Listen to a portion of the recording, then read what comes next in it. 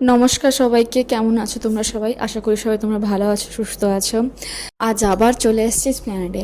আগের দিন যেগুলো স্যুটগুলো কিনলাম সেগুলোর মানির একটা প্রবলেম দিচ্ছিল, তাই ওটা আজকে আবার এক্সচেঞ্জ করতে এলাম। এত দূর দিয়ে জামা কাপড় কিনলে এই একটা অসুবিধা হয়, যদি কোনো প্রবলেম হয়ে যায় তাহলে এক্সচেঞ্জ করতে আবার অতটা দূর যেতে হয়। কিন্তু তাতে কিছু অসুবিধা হয় না, এই বাহানায় আরেক দিন ঘোরা হয়ে যায়। খালি আজকে এক্সচেঞ্জ করার বাহানায় গেছিলাম, কিন্তু ওই দিক দিয়ে আবার আমাদের আরও কিছু ঘোরা হয়ে গেল। আগের দিন আমাদের শ্রীরাম মার্কেটটা ঘোরা হয়নি, আজকে তাই জন্য এই এক্সচেঞ্জ করার বাহানায় আমাদের শ্রীরাম মার্কেটটাও ঘোরা হয়ে গেল। আমার শ্রীরাম মার্কেটটা তেমন একটা ভালো লাগে না।